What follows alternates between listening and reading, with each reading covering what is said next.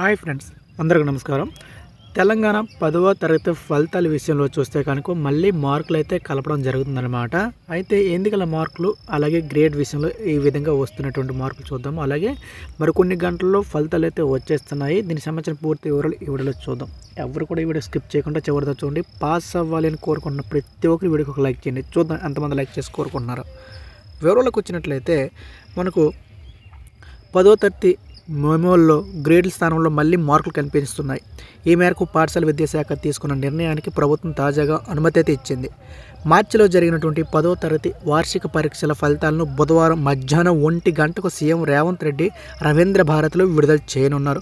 కాగా ఈ ఫలితాలకు సంబంధించిన మెమోల్లో మార్కులని పేర్కొన్నారు. అలాగే 20 ఇంటర్నల్ మార్కులకు ఇంతవరకు గ్రేడింగ్ విధానమే ఉండగా దీని స్థానంలో మార్కులు అయితే ప్రకటించనున్నారు. కాబట్టి కొత్త మెమోలను మనకు నమూనాలను పాఠశాల విద్యాశాఖ మంగళవారం విడుదల చేసింది. ఈ సబ్జెక్టుల వారీగా చూస్తే కనుక విద్యాశాఖ మార్కులు ఇస్తామని అందులో పేర్కొంది స్పష్టంగా తెలియజేశారు.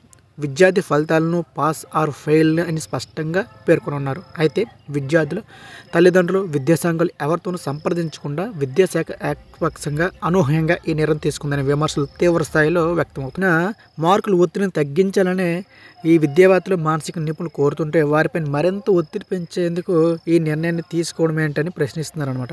నిజానికి విద్యార్థుల యొక్క మార్కులపైన ఒత్తిడిని తగ్గించాలనే ఉద్దేశంతో దశాబ్దన్నర కిందట ఉమ్మడి రాష్ట్రంలో మార్కుల విధానాన్ని తొలగించి గ్రేడింగ్ విధానాన్ని ప్రవేశపెట్టారు. 2019 మరియు 10 విద్యా సంవత్సరం దీన్ని అమల్లోకి తెచ్చారు. ఉదాహరణకు చూస్తే కనుక 91 నుంచి 100 మధ్యలో ఎన్ని మార్కులు వచ్చినా సరే A1 గ్రేడ్గా ఇచ్చేవారు.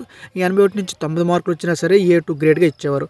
ఇలా చూసుకుంటూ పోతే దీనివల్ల ఏమైందంటే పాస్ ఆర్ ఫెయిల్ అనేది చాలామందికి తెలిసేది. ఎంతో బాగా చదువుకొని వాటిని క్యాల్కులేట్ చేసి విద్యార్థులకి మాకు ఇన్ని మార్కులు వచ్చాయని వాళ్ళు అనుకోవచ్చు.